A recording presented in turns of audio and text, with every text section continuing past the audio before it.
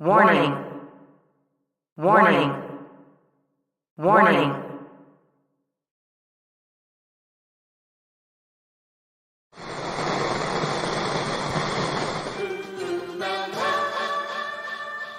Okay, brothers and sisters and misses and misters, here's your daddy-o with the sounds to go. No shucking, no jiving, I'm telling you, your music's arriving.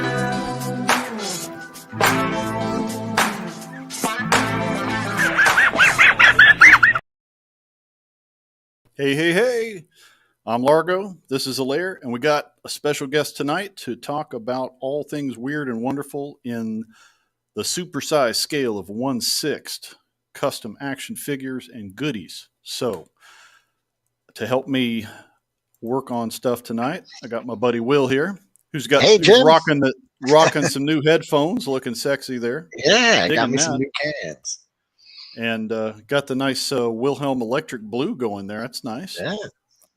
So most folks who are into the larger scale G.I. Joe adventure team already know our guest coming tonight, but let's introduce him anyway for those who are just getting into the game.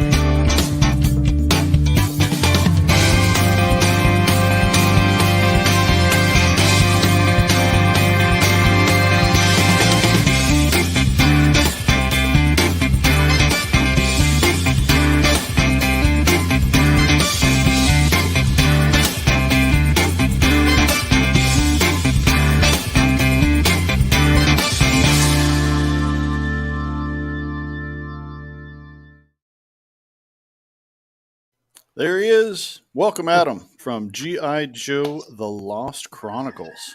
Thank you. I think that your intro is killer, dude. Killer. Thanks, Awesome man. intro. Yeah. Awesome guest. So nice to have you here.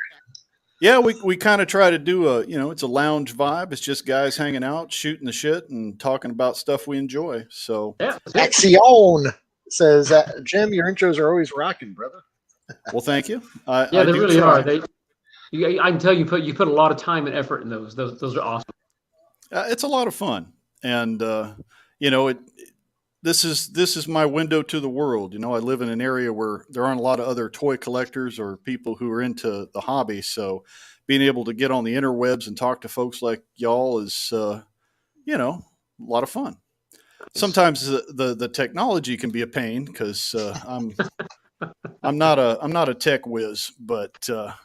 I don't think I'm not either. It's a pain. I was going to say, the bug has bit. I got my first Big Joe since I was a kid, and I've been having a lot of fun playing with him and seeing what kind of stuff I have that'll work for toy photography and his scale. Nice. You know, like I call him my coffee troll. I've been, he hangs out and guards my coffee cup. He's been sparring with Joe lately, but I got some new stuff coming. Just takes a little while because the snail mail to Guatemala, but I'm excited to put this together. And you and our buddy Jeff and also Ed from Axion Figs has been kind of guiding me to getting into this corner of collecting. And it's I'll tell you another one. I just saw that Pat from Elite Action Joe Studios just chimed in. He's a great one too. Cool. I think I've watched a few of his videos. That's one thing that got me into this was watching your guys' back catalog of stuff, especially the Lost Chronicles, and what Skunkworks does with some of the toy photography and the stories.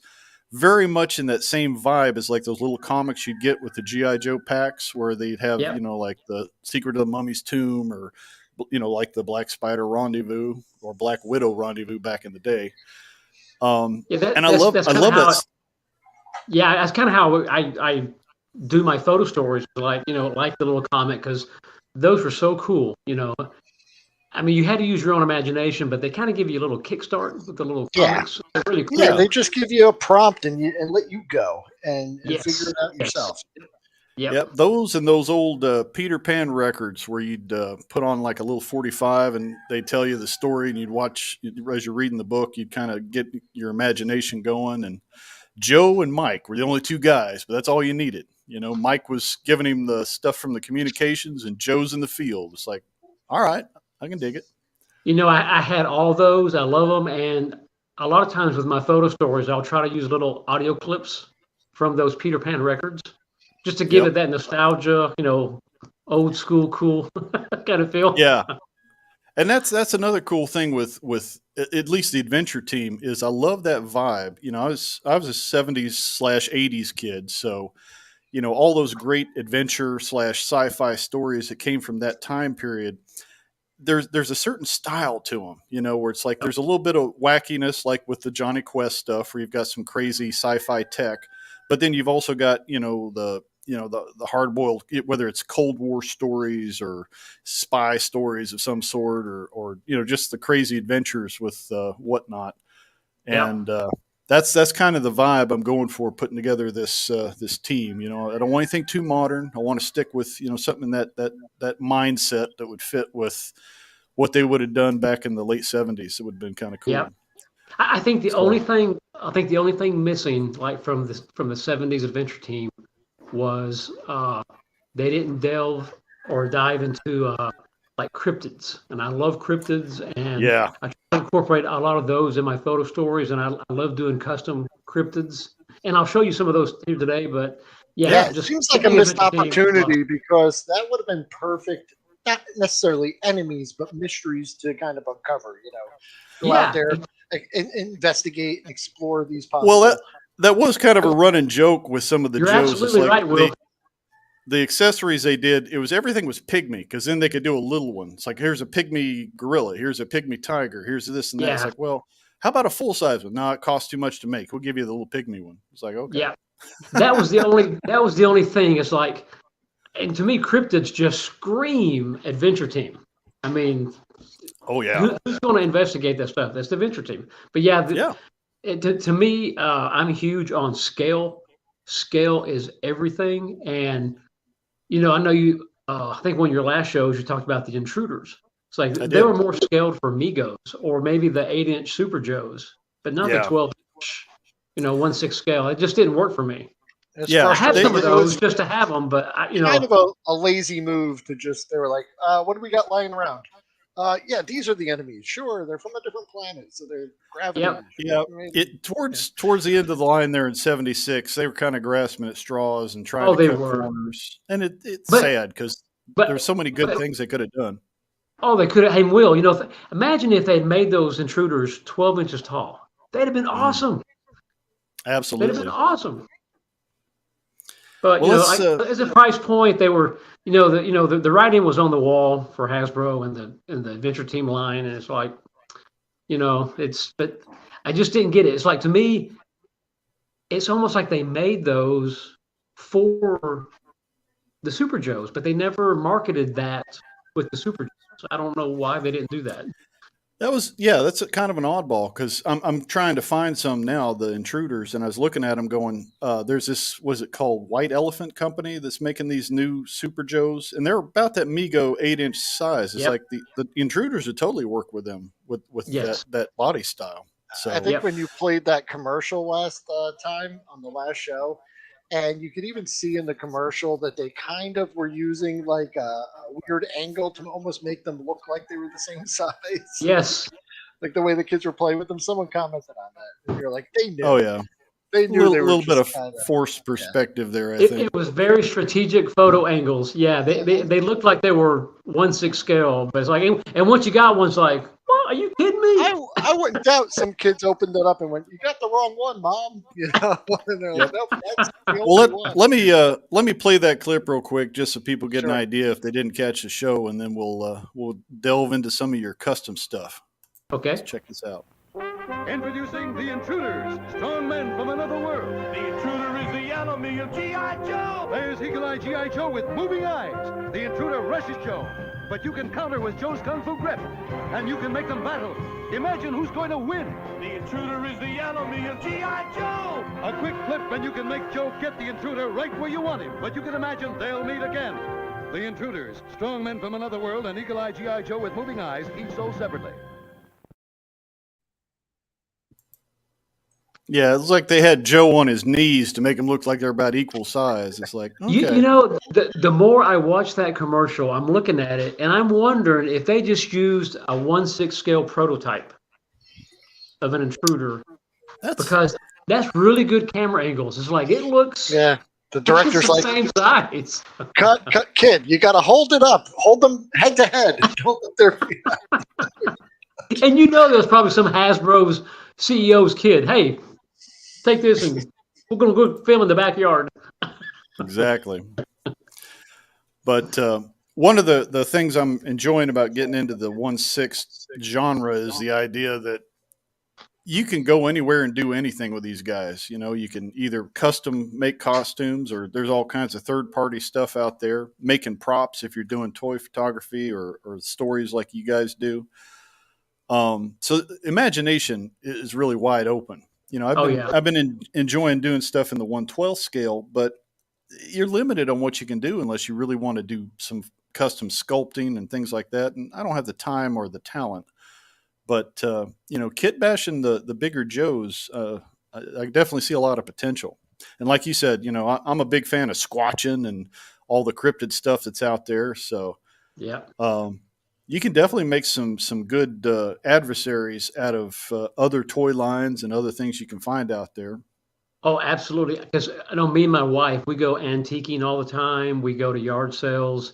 And that's one of the things I'm always looking for, is just some kind of obscure figure. And if it's the right scale, I'll take it, because I know I can make something into that. I've even, I know one time we were out and I saw this plastic tarantula, but it was huge. I mean, it was probably like 8.5 inches long. And I thought, you know what? That's a great scale. And I came up with a photo story. Like, okay, I can use that for a photo story. So I bought it. Cool. Yeah, Will and I both love dollar store finds. You know, we'll look around and you see some random stuff, and it's like, I don't know where I'm going to use it, but it's cheap and it's cool, and I'll pick it up and I was put it actually in the bin and looking at Dollar Tree for you, Jim, because they have a line of like knockoff Barbies now at Dollar Tree, and outfits, a lot of carded outfits. So they had like a nurse outfit, I think, and I was going to take a picture and show you, but I had the grandkid with me over the weekend. But I'll definitely check it out. But they even have some cheapy kind of furniture, like sofas and lounge chairs and things like that, down in the bin. But for $1.25, because that's what Dollar Tree is now, you know, you can't beat it. You could even take some of those clothes and alter them, but they would probably be in about scale with those GI Joes. So you know, talking about Dollar Tree, Will. One time I was there and they had these little like 1/6 scale wooden pallets, and I thought, man, those are cool. I'm just gonna grab a handful. It's like, you know, for a backdrop, or it's like, you know, put equipment on. It's like, you know, I know I can use these somewhere. I have some of those. Yeah, I know exactly. Aren't they cool? Yeah, it's like they're I saw great them. for, you know, I'm a nut for the 1/18 scale stuff. So I've got, you know, and the way you said, when you're out there and you're shopping, you're like, does this scale? Because I'm always doing it. You know, in my head, I'm like, can I use it with G.I. Joe? You know, so I have some of those pallets. I've got, you know, other things like that. They even have like little storage boxes that kind of look like they're supposed to be for like a food portioning, but they look like ammo crates, but they're clear. Like nice. If you spray painted them or something like that, you just put a sticker on the side, it could be a stack of ammo crates on like you know, on a pallet. Yep, sky's the limit. It's just how much shelf space you're going to sacrifice to do your diorama. And you're limited only by your imagination. It's like I said, paint, decals. You can make it into anything you want.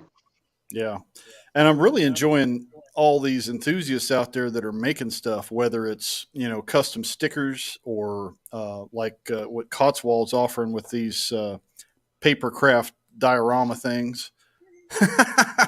Got to have a John for Joe. Might as well. Yeah, so I'm going to have to check that out. And Axion saying they still have those pallets. Cool. That's for after the adventure. You have to have a. That's right. All those MREs, they back you up a little. You're right. Well, I know you got limited time tonight, Adam, so we're going to blow you up, and let's see some goodies from your workshop there. Okay, so I'm going to start with some cryptids, if that's cool with you. Yeah, yes, that's awesome. You mentioned them on the last show, and we didn't get to see them. Okay, so this is my custom Mothman. Oh, nice. Wow. That I made. Now this is great. If you recognize him, this is like from the DC Marvel, from the Justice League, the Parademons. Mm-hmm. I saw this at an antique store. It had like $5 on it, and it's got the huge wings that come out. And I thought, you know what, I can make this into something really cool. So I thought, you know what, I think I can make this into a Mothman. So I colored his eyes. I took some, faux fur and just covered his body. And I used some Todd McFarlane. Okay. Hands from one of his figures. Where'd you get those hands? That is wicked. Nice. They're off of a Todd McFarlane figure. Gotcha. And I thought, you know what, that looks kind of cool. Looks kind of menacing and creepy. Yeah. But he turned out. The fur looks awesome. Oh well, thank you. But yeah, I think, you know what, this is kind of my interpretation of the Mothman. So as soon as you held it up, I knew what it was, and I'm not even like deep into, I just have a cursory knowledge of them. I said Mothman in my head right away, so you nailed it. But could you tell is a parademon figure? I didn't know what the base figure was. No. Okay, but that's pretty cool. I mean, I don't know if you guys saw the photo story I did with him. I haven't seen that one yet, but I'm going to. History of the Mothman. It was pretty good. You have to watch it, but. That's what I did probably about a year ago. It turned out pretty well. I'm going to get you another one here. Now, this is Skinwalker that I did. Nice. This was just a random figure I found at Big Lots. They got a little toy section.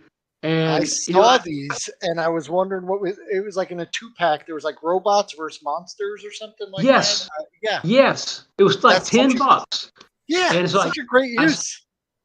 I thought, and it was very articulated, and I thought, this is pretty cool.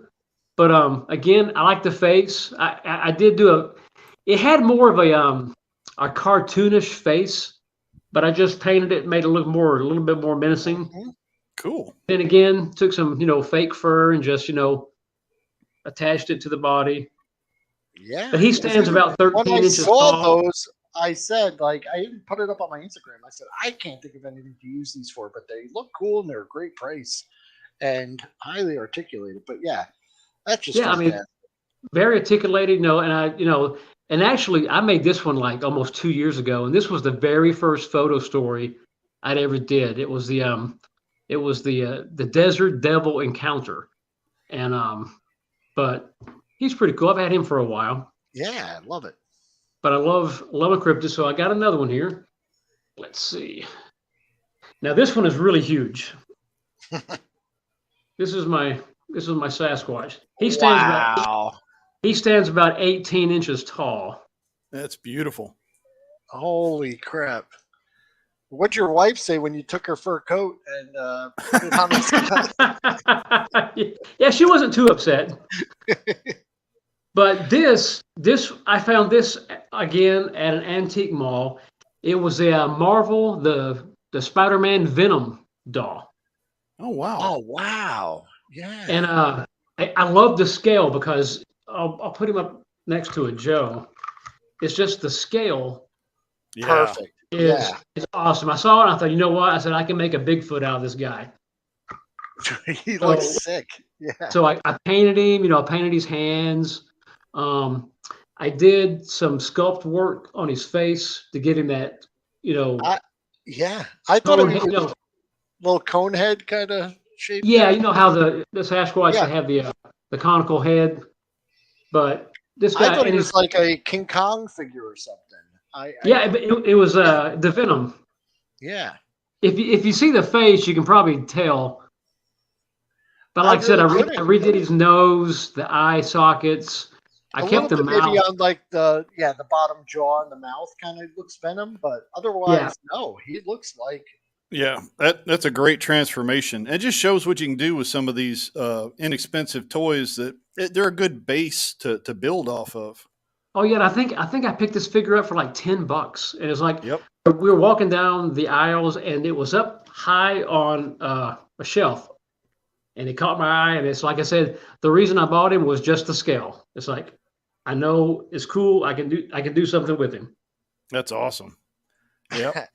And saying my custom Squatch is 15 inches tall. Now I have small Squatch envies. But that's the three custom cryptids I'm doing. This year I'm working on a chupacabra. I'm working on a Wendigo or a Wendigo. A Wendigo. Yeah. I was going to say, now it seems like every state has like their particular cryptid that's their ballywick. Growing up, we had a lot of Bigfoot stories and skunk ape stories. What's big in Arizona? What's your all's cryptid? We have Bigfoot. We have the chupacabra. We have the Thunderbird. Which are the Indian legends have talked about those for thousands of years. Let's see what else we have. We kind of got a little bit of everything. I mean, Arizona's kind of a weird state. We live in Apache Junction, which we live right at the foot of the Superstition Mountains, and there's some strange stuff. Now it's funny. Now Pat from Elite Action Joe, we have some cryptid stories. Now I'm from Georgia originally. Now when I was like 9 years old, like once a week or maybe once every 2 weeks, we would go up and visit our grandparents, which was my mom's parents, and they lived up in East Tennessee, part of the Appalachian Mountains. And I can remember we always would go on a Sunday, and I was in their backyard, nothing but woods, and I was playing with my G.I. Joe, and I'm playing, and I look up, and there is this huge hulking figure just standing there looking at me. I couldn't see any features. It was just all covered in hair. I could hear it breathe. And I wasn't scared. It wasn't threatening. I wasn't scared at all. And I think I remember saying hi. And I went to continue to play with my Joe. And I looked up and it was gone. Didn't hear it leave. Didn't hear it walk or anything. And that's my Bigfoot story. And cool. But yeah, it's pretty cool. But I've been obsessed with cryptids ever since. Oh yeah, I think the closest cryptid from my state. You could do Florida Man, and because he's like a legend. He's does he exist? Is he here? You hear stories about him. No one actually ever sees or knows who he is, but you could do a Florida Man. That would be perfect. Hear him, hear about him wrestling gators or checking out pythons people let loose in the Everglades. Yeah, for me, I think the closest I ever came to a counter like that was I was in Gatlinburg, and I was doing some hiking in the Smoky Mountains, and it was getting kind of around twilight, and there was a bear that came out on the trail, and he was probably a good 20, 30 feet away, but you get the sense of scale immediately. It's like, this thing is pretty huge. He was mellow. A lot of the bears out there, they're just black bears. They're just looking for something to eat. And they don't mess with the hikers too much, but you still want to give them their distance. That's the wild animal. So he came out on the path, and I'm looking at him, and he's looking at me, and I'm like, I ain't coming any closer, but I got to pass you to get home because it's getting dark. So we kind of had a standoff there for about 10, 15 minutes, and I started yelling at him and waving my hands, and he ran off in the bush. And then it's like, well, it's good that he's off the trail, but now I don't know where he is, and I got to walk past him. It's like that was a little bit of a butt puckering moment, but that's about as close as I've ever gotten to a cryptid. It was just, having a bear encounter. Yep. But yeah, there's a lot of weird things that go on out here. I mean, it's like, there's supposed to be like portals up in the mountains. Thousands of people go missing all the time. Sure. And they're never found. It's like, and they're looking for the lost Dutchman gold. And anyway, I've got a little bit going on in my latest photo story, the curse of the chupacabra. But nice.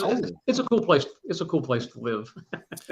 Yeah, there's great folklore and tales. One of the things we explore here, we have a show called Beasties and Baddies, where we kind of go into certain things, and we're going to delve into some cryptids down the road, just because it's fun. I love folklore. I love the stories, and some of it, it's like, I can't dismiss it. I don't know. Could be true. You never know. There's so much out there that we don't know. So it's like, yeah. Yeah. Ed's saying spend enough time out in the wild, you'll see something you can't process. Right. That's true. Well, it's amazing. Just natural having creatures like an elk. This thing is huge, but they're silent. They'll cruise through the woods and you never even hear them. And it's like, how does something the size of a bus go through all that brush and not make a noise? It's like, One thing you do when you're hiking, if you're ever out there hiking, is you stop moving and you just sit silently. And within minutes, you'll hear the forest come alive around you. It's one of the best things to do. I tell everyone to do it. Find a place, sit down, and just stop. Don't breathe too hard. Don't make a noise. Don't talk. And you'll hear everything around you that heard you tromping through the woods and stood still. Start moving again, and you'll see some cool stuff. Yeah. Well, and a lot of people say too, like Bigfoot or Sasquatch or Yetis, or they'll say, well, we've never found a body or a skeleton. It's like, when's the last time you ever saw a bear skeleton? We know bears exist. When have you ever seen a bear skeleton? Never. Yeah. And I had a hunting buddy reclaim stuff. Right. And, I had a buddy who used to hunt a lot. He was a hunter. He'd been hunting for like 20 years. And he said only one time did he ever see a bobcat in the wild. Wow. And it's like, and we know those exist. So you don't know what's out there. You figure critters have a better sense of smell than we do. And we kind of stink to them as we're coming down the trail. They're like, I don't want no part of that. So they can smell you, they can hear you. We go out in the woods. We bring all our shit from the modern world with us. Set it up, start lighting a fire. That's what I said. Like, when you go and you just bring what you have with you and just stop moving and just observe, you'll see stuff. You'll hear stuff and you'll see it. We're just the noisy neighbors that come out and they just wait for us to pass through. Here in Guatemala, if you go out in the bush, which, it's just next door, there's a lot of wild places here. One place I went and spent the night, they have a lot of these little howler monkeys. They're just little fellas, but in the middle of the night when, the lights are off and you're quiet, they make this howling noise, and they sound like they're about, 20 feet tall. They just have a huge sound to them, and they'll call back and forth. And if you don't know what they are, it'll creep you out a little bit, but it's just little things like that are kind of cool, Oh, I love stuff like that. I love it. And if you need a example of how animals' senses and everything are so much better than humans, one time when I was camping, we were sitting there, small fire, 3 or 4 of us, cooler right next to me. Go to get the pack of hot dogs we brought. It's not there. No one heard or saw anything, right? Later on, I'm going to take a leak, and I hear something up in a tree. Shine my flashlight up. There's a raccoon sitting in the with the pack of hot dogs, looking at me like, I got your hot dogs, man. And he snuck right up in that cooler with me sitting right next to it, took that whole pack with him, and got out of there. We didn't notice anything. We were being all loud and stupid. And the way he sat there just eating, I couldn't even be mad. I was just like, Man, that was good. He was mocking you. He was mocking you. Oh yeah, he was just eating. He was like, "Oh, you want these? Come get them." That's hilarious. Well, speaking of adventures, one of the things that I really enjoyed that you've been showing on your channel lately was some of the customs you did for Johnny Quest and for Scooby Doo.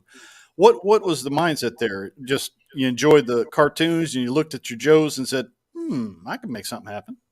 Well, all my heroes are GI Joes because they are so you can customize them. They're the right size. You can buy all the accessories and stuff and do about what you want to do with them.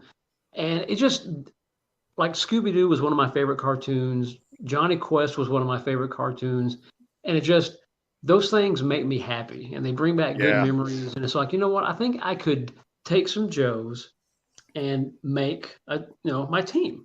And I brought them here so I can grab them. Yeah. And, oh yeah, I'd love to see them. Because when you look at like Race Banyan, he looks like a Joe. He's totally a Joe. Well, you know what he is. I mean, to me, Johnny Quest, they were the original adventure team that came out in 1964 before GI Joe. And to me, Race Banyan was a cross between Adventure Team GI Joe and an American James Bond. To me, what's better than that? Totally cool. So let's see. I got my Scooby Doo team here.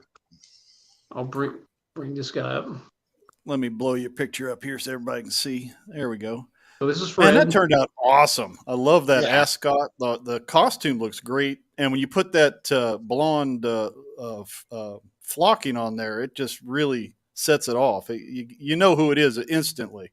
Oh, instantly. So cool. And I thought, you know what, this will make a great Fred. And actually, the clothes are from the Barbie Scooby-Doo limited edition figures they made back, gosh, maybe like 10 years ago.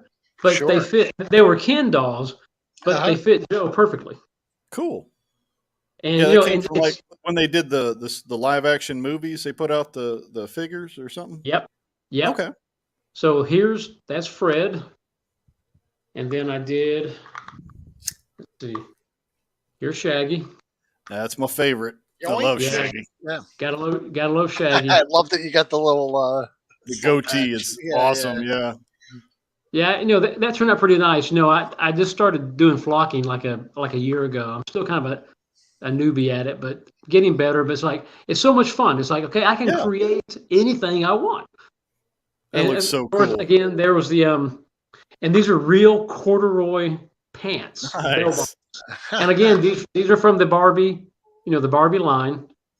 But he turned out really good. And then let's see, did Velma. Nice. She turned out good. Like, again, did the clothes. She didn't have the stockings or the shoes, but it works. Those. Yeah. And this is the acrobatic Barbie, the one that's very articulated. Okay. So I thought those would work out good when I started doing photo stories, but and you even got her big old glasses that she always loses and she has to try to find. That turned out yes, good. And I almost thought about using did you see the video where Jeff did the blue transparent card for his helmet? I thought about doing those for her glasses because in the cartoon, they were like you can see the blue. I thought that might be kind of cool. Yeah. And then I got Daphne. Those look great.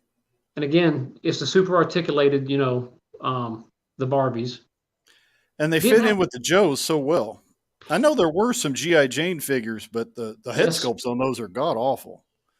I don't know if you can see, but Ed saying he told his 17-year-old son last night that corduroy pants were responsible for spontaneous human combustion back in the 70s. Listen, I had a couple pairs of them too, and I remember them. Yeah, you would get bored, man, rubbing them as you're running around. Yeah, that mystery machine is so awesome. That turned out so good. Yeah, it turned out pretty good, and I don't think I've ever seen one. Like I said, this was this started out as a Barbie camper van, which is the same thing as a big gym van.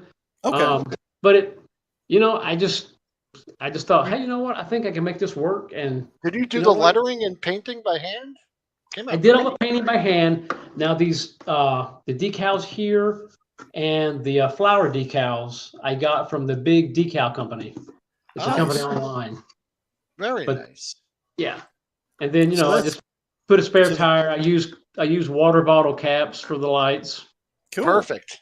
Look at that. That's great. But, you can see the guys in there driving around. Oh yeah. Until you pointed it out, I couldn't tell. Yeah. So once you pointed It's out, such an iconic vehicle. You just know it instantly. And when you're Oh, it dealing is. with, what is it? It's basically what, cardboard with vinyl covering for the construction. Yeah, it Was was that- built. was It's that- built just like the GI Joe Big Super. Jim? I mean, the headquarters. Yeah. Oh, okay, yeah. Yeah, Now, how hard was it to get the paint to hold to that vinyl? Do you have to get a special paint or a primer? Or No, it worked great. And I was worried about that. I always use Rust-Oleum spray paint, and I started with just the basic primer, and I sprayed it. And of course, out here, paint cures in about a minute and a half in the sun. sure. It's almost like it gets baked on. But the primer really held good. I tried to scratch it off, and it's like, okay, that's holding pretty good. Then I gave it the first, base coat of the blue. It held up really good. Then I did the green, and then I put the decal. And I've been real happy with it. It's nothing special, just Rust-Oleum paint. That just goes to show you, fellas, don't be afraid of the pink aisle. You can change that pink to any color you want with a little bit of elbow grease. Adam was asking if the inside color was original or did you paint that the 70s orange? No, that was original. And I liked the orange, so I kept it that way. I thought it was good. I thought it was good contrast between the blue, green of the of the exterior of the van. It totally fits with the vibe too. Yeah, I think so. To me, it still kind of reads Adventure Team too. Kind of the orange. I love that, the orange. Yeah, bright yellow and bright orange were good Adventure Team colors. Ted said you need to put some shag carpet in that van. I know, right? It's got a little fridge. I got little boxes of Scooby snacks. Yeah, it's gonna be cool. Nice. I can't wait until I start making some photo stories. With these guys, because I'm gonna do the original 1969 first season. Awesome. All those. So, and I've been working on the villains. Like this is the ghost of Captain Cutler. So cool. What a great use of the old diving bell suit from Joe. Yeah. Totally looks right. And I just took some green construction paper and just glued it, to the inside of the helmet. That's perfect. But yeah, it's like, and I used the Adventure Team yellow jumpsuit. So, he turned out pretty well. Yeah, it looks great. You totally know who it is right off the bat. Yeah, you hold it up and it's recognizable instantly. So yeah, I mean, it's a very iconic villain. Yeah, they had great villains in the Scooby show, especially those early episodes. They did, and I also did. Well, I've got several I'm working on, and this was the Space Kook. Remember him? Nice, yeah. yes. So this is just an old Buzz Lightyear figure, and I thought, you know what, that would make a great Space Kook. Perfect figure. That looks awesome. That's a great use of those figures because they're a dime a dozen nowadays. They made so many of them. They are. I know me and Jeff and I know Pat over Elite Action Joe. We've made like custom dive suits. Yeah. For Joe, I should have brought one of those. I didn't grab it, but anyway, that's another villain for the Scooby-Doo guys. Now, I imagine the tough thing with those is how do you make a neck post that'll hold the type of head you want? Do you have to custom make something, or you just? I know. Well, sometimes I just use a wooden dowel. Okay. I'll drill in there, I'll paint it, and it'll fit on like a Joe head, pretty nice. I know I get some custom neck posts from Jeff. Mm-hmm. He does his own castings, and he'll send me a whole bag of them, and I'll just use those or take a zip tie and put it onto a different body. But it's easy. I mean, nothing too special. Yeah, Wilhelm has been tinkering with 3D printing and silicone molds and stuff like that. So he's looking for some projects. So we're getting some good ideas here. Nice. So that was the Scooby-Doo team. So I'll grab my Johnny Quest team. Awesome. Yes. Yeah, a lot of great comments coming in here. Gojitron just saying, nice work on Space Kook. Yeah. Oh, thank you. Yeah. Thanks, guys. I appreciate all the comments. And, to me, I know people laugh. I don't consider myself a customizer, but people say, oh, stop it. You are a customizer. I kind of consider myself a hit basher. But, Sure. So here is Dr. Benton Quest. And it works, man. The second you held him up, I mean, it's him. Yep. He's there. Like, you nailed it. The lab coat and the flocking on the face totally nails it.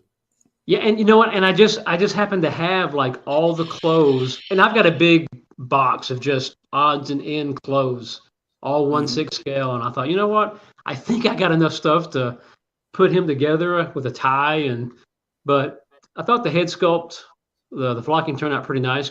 To me, again, if you're our age, Johnny Quest is instantly recognizable as soon as you see him. But and that flock job is great, especially the bangs, like where his hair comes down. Oh yeah, like that. Yeah, I specifically because that's very iconic. Yeah. Yep. So it's funny how just little subtle things like that will just totally set it off and make it a unique character. Yep. And then that couldn't have been easy to do. Really, it wasn't that bad. I had an old, Sea Adventure custom head that I had stripped because the flocking was coming off. So basically, I took like a ballpoint pen and I just drew out, the lines that I wanted, and then just take a little bit of clear Gorilla Glue, just brush it on where you wanted it.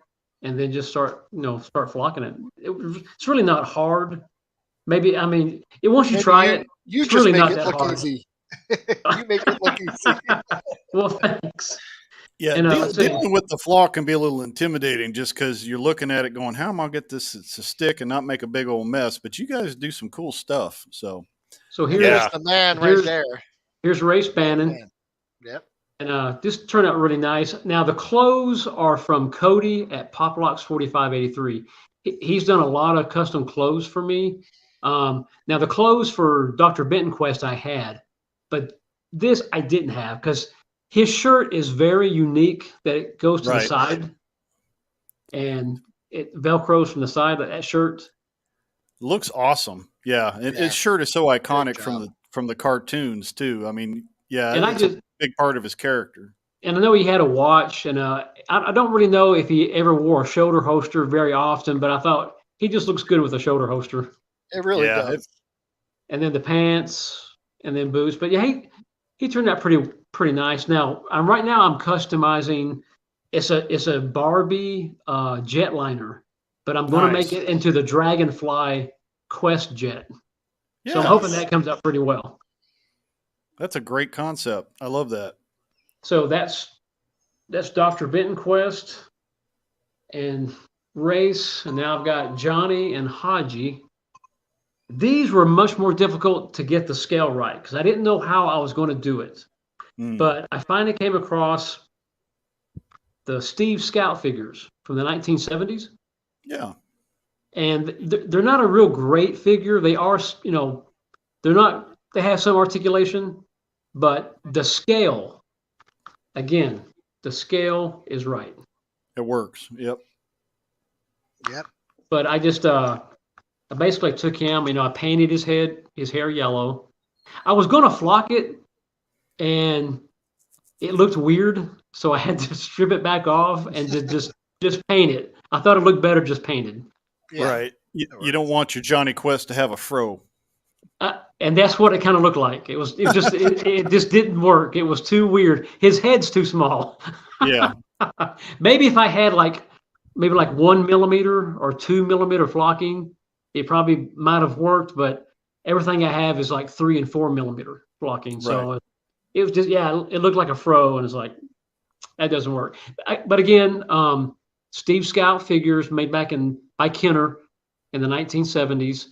And again, these clothes were made by Cody at Poplocks 4583. Yeah. His tailoring was really good. And these were the boots that Steve Scout came with, and I just painted him white to make him look like sneakers. Cool. But he turned out pretty well. And then I've got Haji, which was an African American Steve Scout. Yeah, and you got his turban. That looks awesome. Did you custom sculpt that, or? You know what this is, guys? This is basically, I took strips of paper towels, dipped it in glue, and just started wrapping. Oh, so like a paper mache. Almost like paper mache. Yeah. Brilliant. Yeah, that came out great. And then again, the clothes were made by Cody. Yeah, that looks awesome. I mean, it's totally recognizable as the character that you intend. It looks good. So I think they did turn out good. And then I did get a 3D printed Bandit, which is I didn't bring it in, but it's perfect scale for these guys. That's great. Yeah, so I was looking at those. Was it Anakin Skywalker from the first prequel? That's about the only kid-size figure I found that'll fit with 1/6 scale. And I'm like, I don't know if I could do something with that or not. But I hadn't thought of those old 70s figures. Well, I'm a vintage guy, and these just work. Now, I was looking at those Harry Potter figures, and I thought, maybe I could use those, but I got one. Wasn't really happy with it, and it's like I was really struggling with Johnny and Haji. It's like, what am I going to do? Yeah. And then someone said, "Hey, have you checked out Steve Scout figures?" Yeah, and the light bulb went off. And said, "Oh yeah, Steve Scout. I forgot about those." So there are a couple different manufacturers that delved in the 1/6 scale or close back in the day. Marks was one that did some good stuff. I think they did some Lone Ranger and some Western figures. Yep. There was I think Gabriel did a little smaller scale, but they did some good stuff back in the day. So even if you don't find what you're looking for in the classic Joes, there's other brands out there. You can take a look and you probably find something that'll work. Even the Barbie aisle, there's a couple different body styles. Barbie is a great go-to source for anything 1/6 scale for your Joes that you can't normally find. So yeah, it's funny. You see a grown-ass man walking down the toy aisle looking at the Barbie section. It's like, I think I could use that. It's like, you got to be secure in your masculinity to go down the pink aisle. It's all good. Absolutely. It's fine. Yeah, that's fine. Absolutely.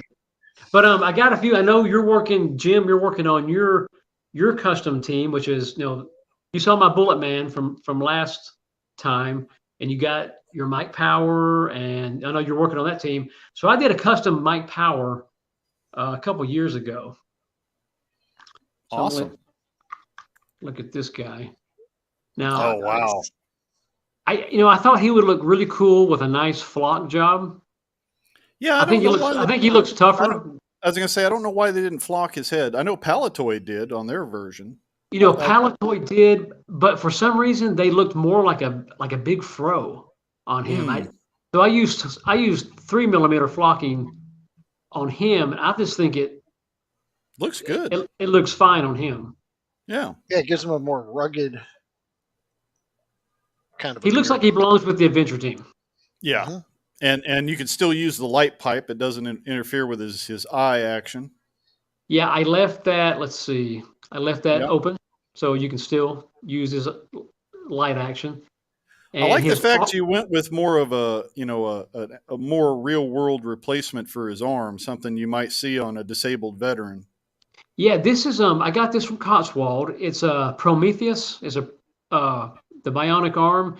They also make a leg too, but yeah, I thought that would be kind of cool, a little more modern. Yeah, but gives a more real world kind of look. Right, it's kind of a more modern day Mike Power. And again, I used this guy in the crossover story with me and Jeff, the Quantum Conspiracy. Yeah, that's a fun one. Get sucked back in time to Nazi Germany. Yep. And let's see, I've got here's a custom land adventure that I just did. Nice. He looks like he's been through some stuff. Yeah, he does, you know, and it's almost got like an Aborigines look to him. This is I'll be honest, I don't even know where this head sculpt came from. It was a painted head. You know, it's African American, but I thought, you know what? I'm gonna give him like blonde flocking. I thought it might give him like an Aborigines kind of look. Yeah. I think it looks pretty cool. I mean, it's different. You know, it's a different, you know, member of the adventure team. He's the guy. He's the one that's getting too old for this shit, right? he's like yeah, kind of. Yeah, he's about ready for retirement. Yeah. But these fatigues came from Jeff from Skunkworks. This is part of his some of his custom uniforms he makes, and he sent me a pair, which looks kind of nice. I kind of like the short sleeves. It's different. Yeah. But he turned out good. And I've got about, these are my custom Super Joe. Super Joes. Nice. Now I've got 6 of these. They're all different colors, different uniforms. I get the uniforms from Cotswold. Mm-hmm. Now he's on a muscle body, one of the blue trunks type, or actually this is a Max Steel body. I use all Max Steel bodies. That looks good, especially in that. It turned out really good. What I'll do, I replace the hands with the Kung Fu Grip hands, which is pretty easy. Now I do use the custom neck post that Jeff sends me. If you take off the Max Steel's head, inside his neck there's a little plastic post. So you take a little zip tie, you snake it through there, and you zip tie the new neck post on, and a vintage head will pop right on. Awesome. That's genius. Yeah. It turns. Yeah. But you know, muscle bodies are so hard to find, and they're either in bad condition or there's so much money. You know, the Max Steel bodies are just, for me, the way to go. Yeah, and you don't have to worry about restringing it in a couple of years either. Right, and you can pick these up cheap. I mean, cheap. I've seen them on the Evil Bays, and I've thought about them. I just didn't know how compatible they'd be with a Joe head, but I might tinker with that too. That looks really good. Well, thank you. But yeah, that's we're going to be using these in our new photo story, the Super Joes. Awesome. But that's just a few of my customs, guys. Well, that's awesome. They look great. And Thank you. Want to say hi to James, Ratface44, Gap After Dark, and a couple of the other guys that joined us recently. Well, it's cool. Yeah, it's cool to see a lot of our friends that are into the 3 3/4 or the 6-inch scale get excited about, you know, a different scale and a whole different area to do some customizing and ideas. We're almost at the hour mark. I know you got to run soon, but can you touch on real quick your TLC bunker builds challenge? Because that's a lot of fun. That is awesome. That was a lot of fun. I know all of us in the AOA, we kind of have been throwing out challenges to each other like last year, and it was New Year's, and I thought, you know what? I think I want to throw out a challenge. And I'm thinking, what would be kind of cool, something different. So I just came up with this name, like the No Joe TLC bunker build. And if anybody don't know, TLC just stands for the Lost Chronicles. Right. So, but it had to be, I thought, you know what? You have to use an articulated figure. It can't be a Hasbro figure. It has to be something different. But you had to incorporate a vintage head. And I thought, all these guys, they're super creative. I know they're going to come up with some really cool ideas. And man, they did. I mean, totally different from one end to the next end. Yeah, I encourage everybody. Adam's link is in the description. Go over there and check out some of the videos he's been showing of these as folks have been turning in their submissions for the contest. He's been showcasing them, and there's some really imaginative stuff there. Really cool. Oh yeah, blow your mind. I mean, and I knew that the guys would, but it's funny. Some are similar, and some are just like totally different.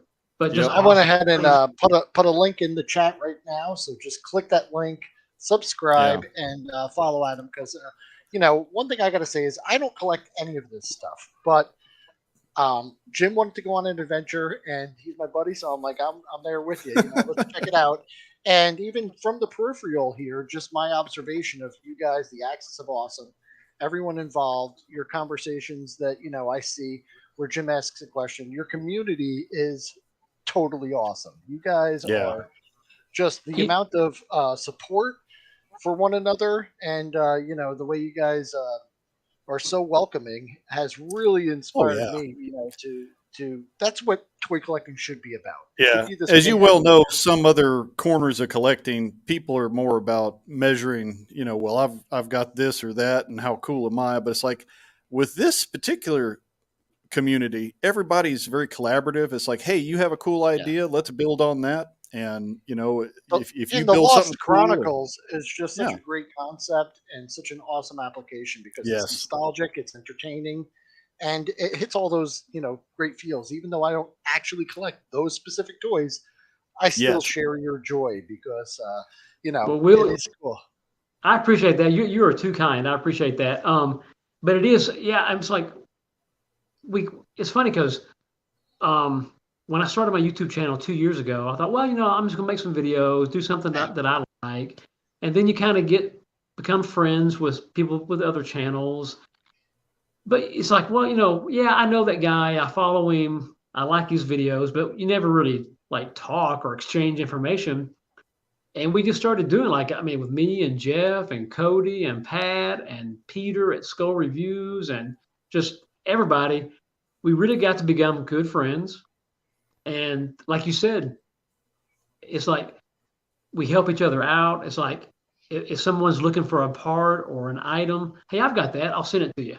And you pay it forward. And it's like, it's so awesome because you do that. And then somebody sends you something that you didn't even ask for or expect. They'll send you, hey, I just want to send you this.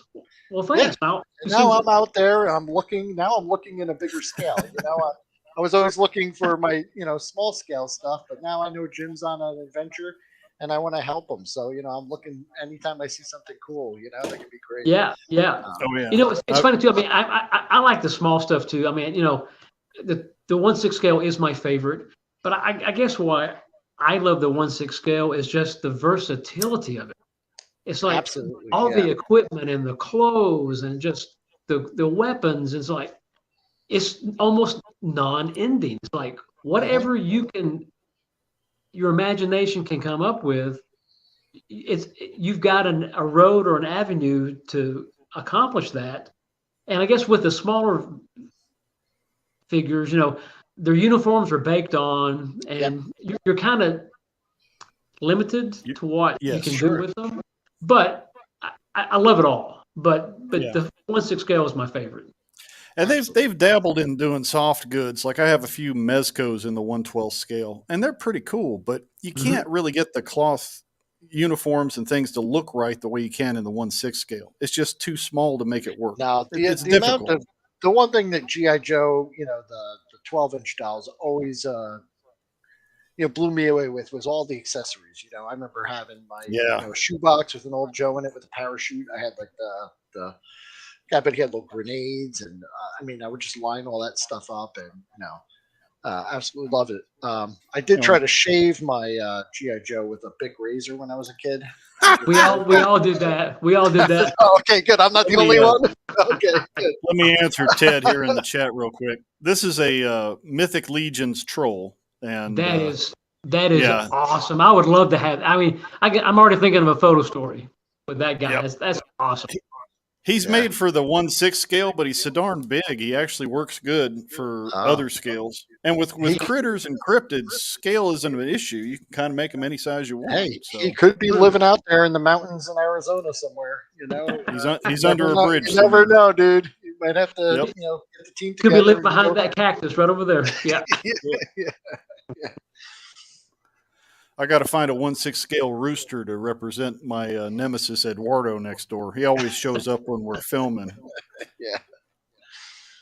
But this has been a lot of fun. And, when I had you guys on last time, I really had a great time and enjoyed that. So we'll have Jeff and Ed and some other folks on to talk about their collections. But I'm glad you had some time tonight, Adam, because this is a lot of fun. Oh, it was a lot of fun, and you know, it's my pleasure being here. I mean, I appreciate it. Now, my collections, they pale in comparison to like Jeff and Peter and Pat. These guys have got, and Paul. I mean, those guys have got. I mean, their collections. It's mind-boggling what they have. It's like mine's just like.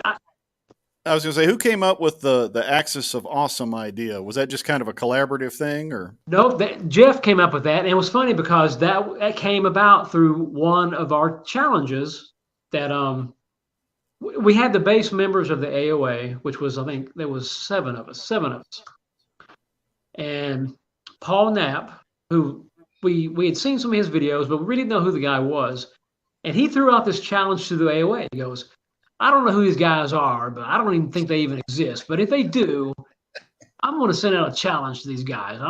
And he had these Sigma 6 boxes. Oh yeah. He had like 25 boxes. So he contacted each one of us.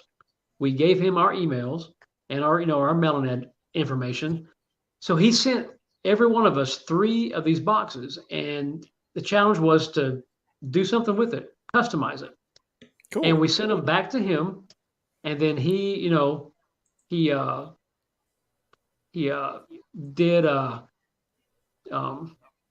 he would look at each one, he would showcase it, and it just came about that Jeff, said, hey, I guess the Axis of Awesome is doing this, and the name just kind of stuck. But it really started with Cody from Poplocks 4583. He came up with a Traveling Joe. I don't know if you guys saw that. He started with a basic Land Adventurer Joe, and he sent it to each one of us, and we had to add something to the figure. So by the time the figure got back around, he had vehicles, he had clothes, equipment, and everything.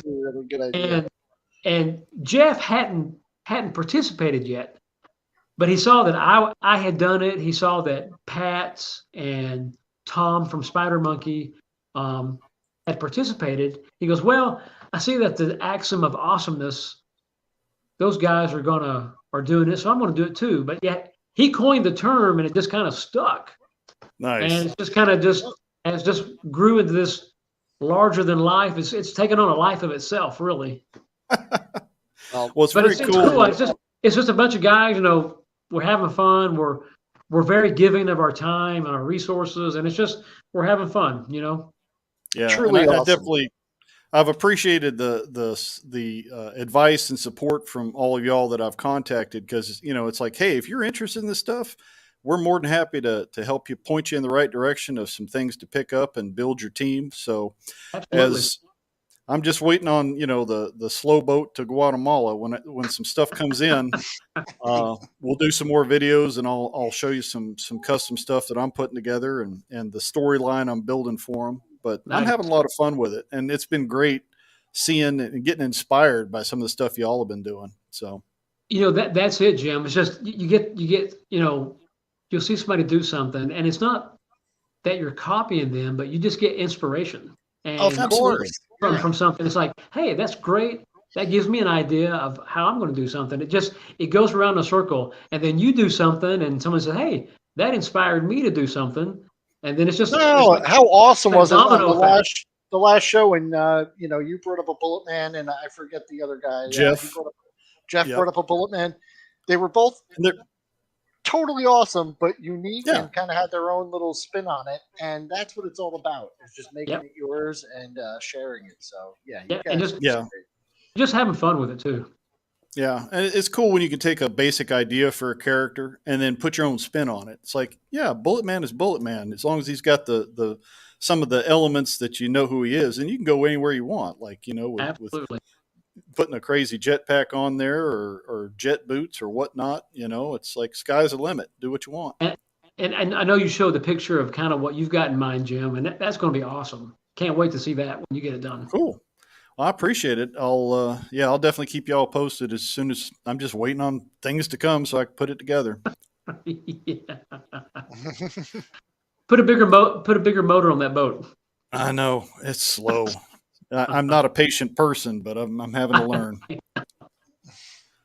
But so the contest, you've got all your finalists in. You're going to be wrapping up the Joe No Joe. I know you and Jeff are working on some collaborations for some new stories. Anything else on the horizon from Lost Chronicles? Oh gosh, I got so much stuff. We're doing the crossover story, the Time Phantom. Cool. Got all my Scooby-Doo photo stories I want to do. I got Johnny Quest photo stories I want to do. I've got a special segment of just Mike Power, the Atomic Man. Yeah. Just special missions for him. It's just so many ideas, so little time. And hopefully more Awesome. cryptids. Yeah, more cryptids. Yes, and more cryptids. Would be great. Well, I definitely see some folks in the chat are really enjoying this, so we'll keep them posted as well. Adam, thanks for coming back, and please come back again. You. We'll get Adam. We'll get it was some an stuff absolute together. pleasure Yeah. to see your collection and your talent, and for you to share that with us, and everyone in the chat for hanging out and rooting them on. Please, and everybody who put comments, I can't read them because I ain't got my reading glasses, but thank you for all the comments. And Will, thank you. I appreciate you, and Jim. I appreciate being on here. It was a lot of fun. Links in the chat again. Go follow Adam. Yes, please. Joe the Lost Chronicles, please. Yep. Really cool. This is what Look forward this to is what chatting with you again sometime. Yeah. It's what the lounge is all about, getting together and seeing other people's interests and checking it out. Thanatos Copter, you'll have to catch the replay, buddy, because we're going to go get a tasty beverage. Y'all have a good night. Guys.